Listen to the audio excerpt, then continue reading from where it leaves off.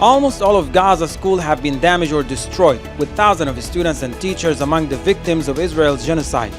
Yet Palestinians have battled to ensure their children still get a chance to learn. How are they doing this? This is Inside the Story.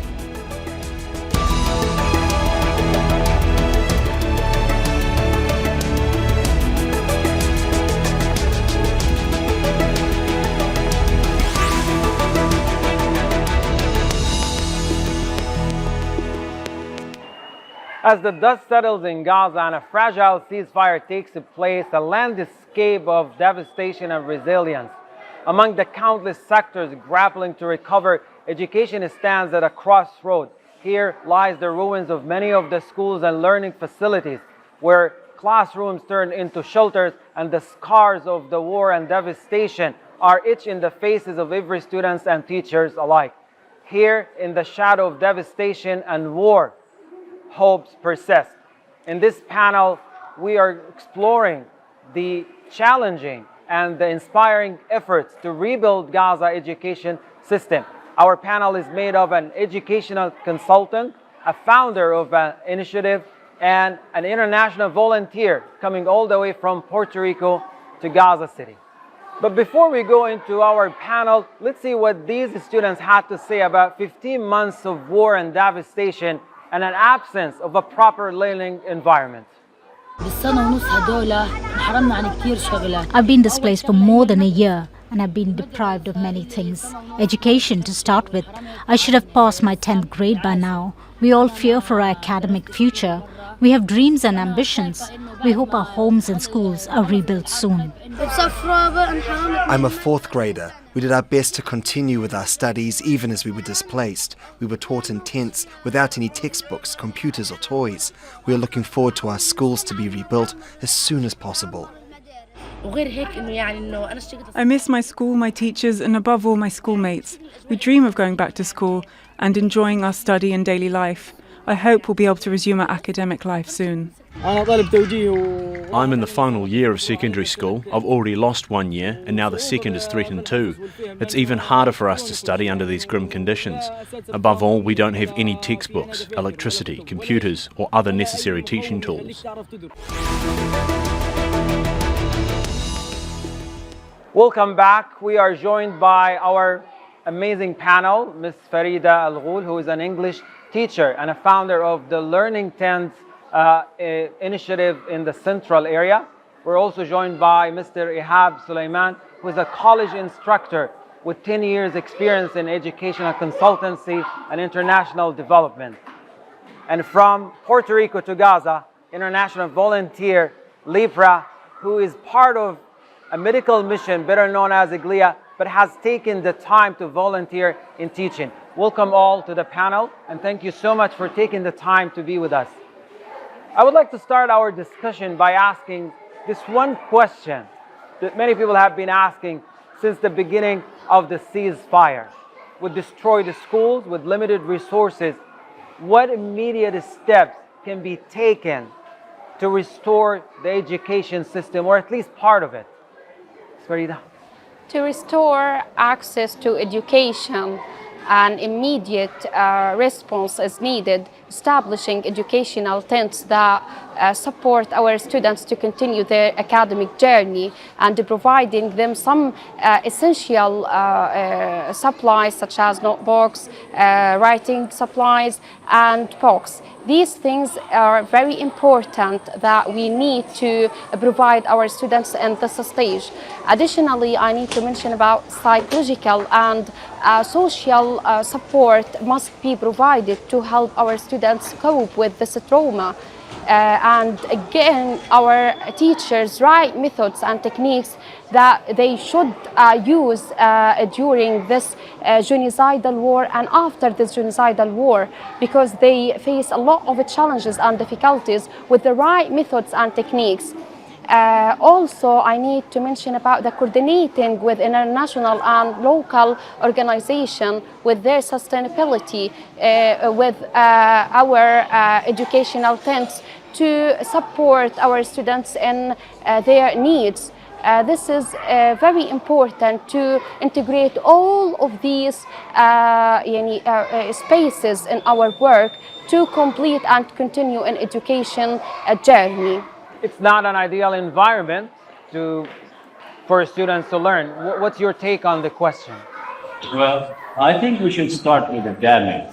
And the word damage is based, whether it's psychological or physical. So we need to start with repairing damaged schools. And I guess this has to go with the long-term process because it wouldn't go with the short-term process. And therefore, we need to go with some alternative plan to damaged schools. Talking about over 85% of schools in Gaza, if not all, have been partially or completely damaged. Over the past months, since I've also been teaching, I haven't told this off. Students lack the materials, and they have been suffering from high cost of materials. Not only students, but also professors and teachers, school teachers as well. They lack the material, and when it comes to finding the material online, they also do not have the internet access. This is another big trouble. So we need to work on those e-learning and the equipment of it and the tools of it, along with the material and technological support. Libre, I would like you to draw on the question, but also expand a little bit more on the psychological impact of the past 15 months on the students and their ability to learn as well, as someone on the ground volunteering and teaching. It's been very difficult for adults. So what we have to understand is education is a human right that has been denied Palestinian children, Gazans, for 15 months. And not only has it been denied, but they've had to normalize the sounds of war, bombs falling, drones, quadcopters, losing family members, losing homes, and constantly being displaced. And so what we need, on top of what my colleagues have shared, is we need safety. Unfortunately, in these last 15 months, we have not been able to get schools on a list to be ensured that they wouldn't be bombed. So we can't even ensure that children can learn in a safe environment. So we need a safe environment, we need to renovate schools, and we need to rebuild the public infrastructure that was intentionally attacked by the Zionist forces, so that that there is a future here in Gaza. Before the war, Gaza had a low illiteracy rate. Education is highly valued in Gaza, and we need to get back there. But from a psychological standpoint, we need to begin to incorporate social emotional development in the learning system. We need to have patience, because these children have not been in social environments around other children. So we also need to help them learn how to be children again, because it's been 15 months of having to pick up your things and run. This is a very interesting point, the social emotional development. I would like Farida, as someone who founded an initiative, the Learning Tents, tell us about your initiative and how does that aim to improving the part that Libre was just referring to, the emotional and the social development of the students to attain or to achieve the goals of the initiative? To be honest, Hani, I faced a lot of challenges and difficulties to create these educational tents, but I have successfully set up more than 10 educational tents in different areas in Deir al-Balah. To be honest, it's not about just education. It's about the psychological and emotions that my students face during this genocidal war. I couldn't know what's the methods and what's the ways should I have with them, because we are very confused before 2 months ago about the best methods we have to use. Okay, we need to use the ministry curriculum, or we need to use other curriculum that's suitable with their psychological feelings. So with a lot of efforts with my teachers and my team, we have the ability to pass a lot of the challenges, but we need to integrate the all interactive international ways and methods to pass this point specific in education. Fortunately, I have a big success with a lot of students, specific secondary stages. They prepare now themselves to pass their exams and after this month, inshallah. And this is a little bit success I can talk about. I have a lot of stages that provide in this educational tent from the first stage till the 12th stage. This is a big responsibility we took in this period, and we need to continue this journey in the north, not just in the south. Because we believe education is not just a key of resilience, it's also a beacon hope of our children, of our students in all parts of Gaza. Speaking of responsibility, Ihab, I was just going over through your profile, and it's a rich one. You've been involved in higher education for quite a long time. You have a large audience of students and professionals who either been part of your professional training or part of the projects that you created. I'm interested to know, as part of responsibility, what has the 15 past months or the past 15 months have shaped your role as a college instructor in terms of professional level and research and academia in general? Let's start with the word challenge. Over the past 15 months, I've learned that necessity is the mother of invention. I've learned that, yes, our students deserve to live a great life. They always insist on learning. They've been facing unimaginable challenges with indescribable, let's say, problems. We need to work on the internet access, the problem solving, and we need to work on the psychological support for students. I've noticed that many students have really wanted to join our classes, our virtual classes as well, but they couldn't, not only because of the remote area, but also because they are psychologically unable to join this and to feel like they are up to learn something new, since they haven't had the basic needs of life.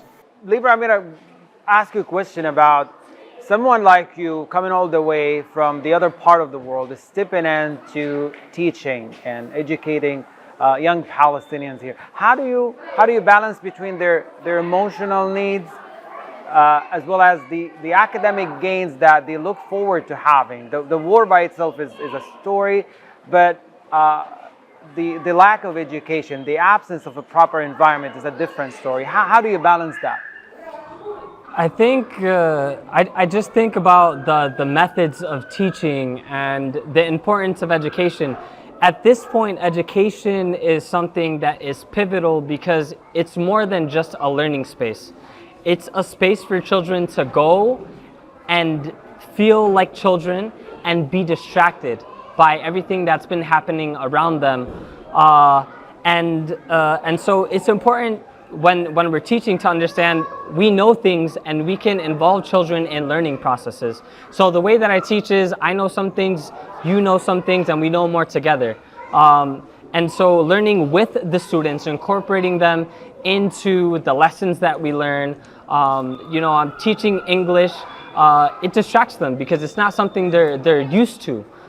They've been out of school for going on a second academic year, and so trying to learn a new language and learning how to say things is a very invited distraction, the way the children are able to interact with each other, but also with teachers. But it's also important to be soft with them, to care, because again, at this point, education goes beyond learning.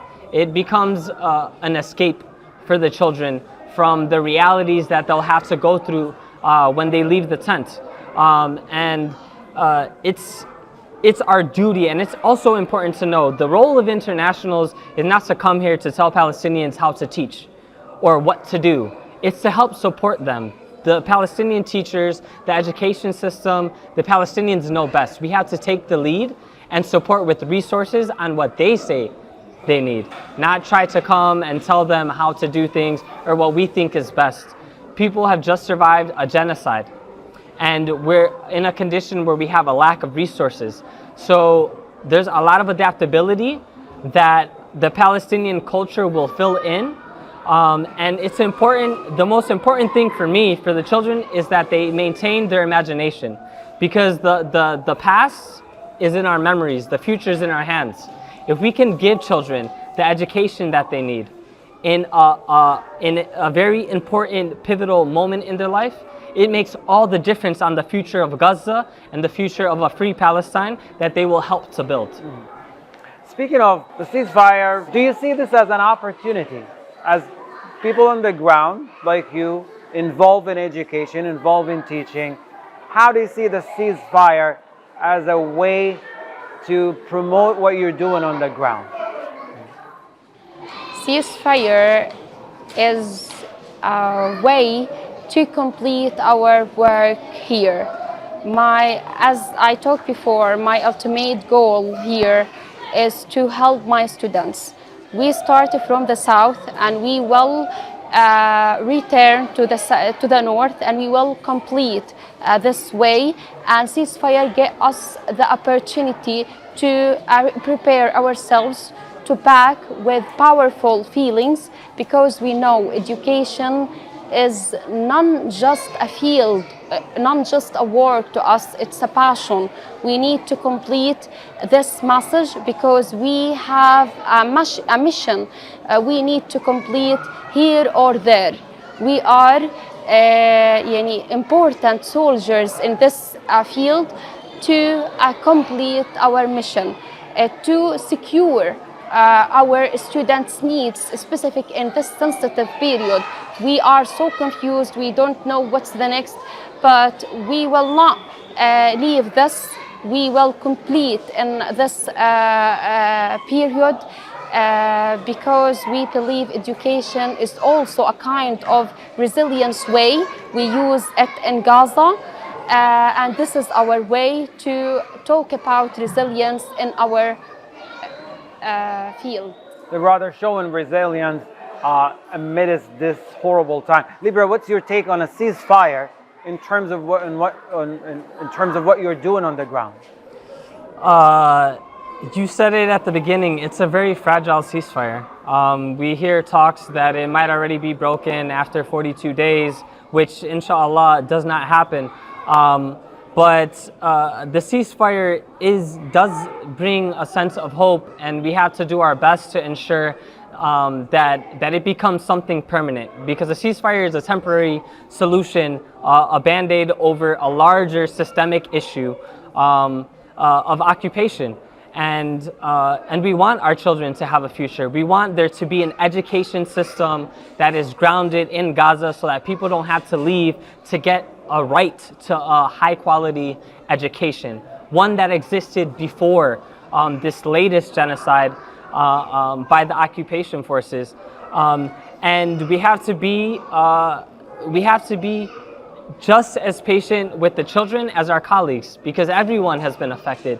Teachers are taking on the role of psychosocial, social-emotional support, providing children with a sense of safety, and also responsibility of trying to keep the children safe while they're away from their tents, as well as helping to offer the children a solution until we can renovate schools and actually have a school, because what we've had up to now is just temporary learning spaces, not actual schools. So the goal is going to be to have schools with high quality education, and we're not there yet. So in this process, we will continue to have hope because we need it. And the children need us to have hope for them as well. And we just need to support them as much as possible, and offer them a distraction. In looking into the future, and let's hope the ceasefire will hold as long as it can and provide an opportunity for better future prospects for Palestinian students. I would like to get your insights on the future prospects of education, not only the basic education, but also in terms of higher education. We have universities that have been completely destroyed. So what are we looking at here? Well, I would start that education is not only a means of transferring knowledge, but also it's a means of building generations and building future. And yes, universities have, let's say, completely been damaged. We cannot get back to teach at the universities these days, but we must take action. And you know, the generations like our children and our university students are going for nothing these days. It's just let's not say a waste of time, but we're losing years, okay? And accordingly, we need to take action in regard to the educational process.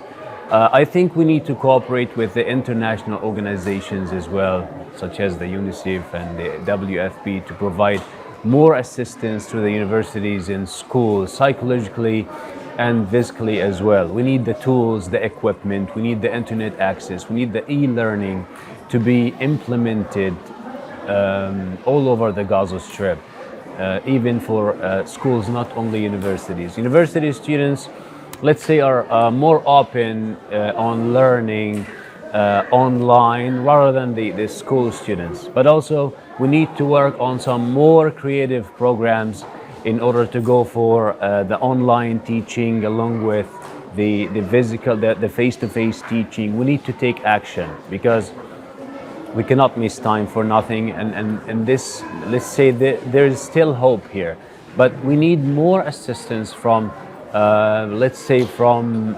external sources and external associations to take action as well, so that we can move on. And of course, we are ready to go. Farida, as someone who created an initiative, you're leading it. It's as far as I'm concerned, it's very successful. It's helping many of the students. How does the future look for you in terms of improving education, or how, in a different way, what do you expect the future will be to help promote your initiative? To be honest, Hani, I hope if we will have a bright future, specific in Gaza, because our students, to be honest, have been done from everything, from long queue water, from long queue food. But I have a hope because my students have a great feelings to complete their education, to complete their journey. We need a lot of assistance from international organizations to rebuild our hope, our places, our destroyed schools and universities. We have a good power to rebuild these educational spaces. We have a passion also to complete, and this is the most important point. If you have a passion, so you can complete any way you want. And this is, I have now more than 3,000 students. They need to complete their education even if they will be in a tent. And this is the power I have to complete my project in the north. If I be some down sometimes, my students call me, Miss Farida, we want to complete, we want to educate, because these educational tents not just built to educate them, but also to get them a place to grow, to talk about their feelings without any restrictions freely. It's like a home. Yeah, to heal them psychologically as well. And of course, heal them psychologically. Libre, I'm interested to hear from you about your thoughts on the future of education. Does it look promising? Particularly if we just look at 15 months of devastation, deliberate destruction and targeting of education pioneers, from university professors into teachers into program managers. Does it look promising? It looks promising to me. And we have to, what we have to understand is the infrastructure in Gaza has been intentionally attacked because the occupation, as much as possible, wants to make it not possible for people to stay, right? They want Gazans to leave. and to find an education outside. But we need Gazans to stay here, to help to rebuild, to provide high quality education. We have very smart people that are right here that need to stay. And we also can't guarantee their safety. So something has to give. As internationals, we need to put pressures on our government to not fund genocides that are very well documented. But we also need to bring resources because Gaza deserves reparations. Education is something that needs to be invested in and rebuilt and paid for by people that did not do anything to stop this genocide from happening and just simply watched. Yes, there is a future in Gaza. It will be rebuilt, come out of the ashes. Palestinians are experts in resilience, not because they want to be, but because they have had to be. Because since 1948, they've had to deal with the realities of living under constant occupation, constant genocides. This is not the first time that Gaza has been attacked. This is not the first time education in Gaza has been attacked. But what we do see now that hasn't happened before is the attack of the infrastructure. UNRWA is now, having to leave, and they've helped to fund and build a lot of these schools and pay for a lot of the teachers. And so we have to be very intentional with keeping things within Gaza as much as possible, led by Palestinians, and again, support with resources, because there is a future, but we have to stay here to build it. It's not going to be built outside. It has to be built here on the Gazan soil that knows its people and that knows its history, just like the olive trees, right? And so our job here is, I'm at a Al-Khuriyya school, right? The school of freedom. And education helps to build a free future where people not only love their land, but understand what it means to get an education that they deserve. Well, unfortunately, we're running out of time. We're coming to the end of the show. Thank you so much for your time and for your insights on this important subject. Thank you.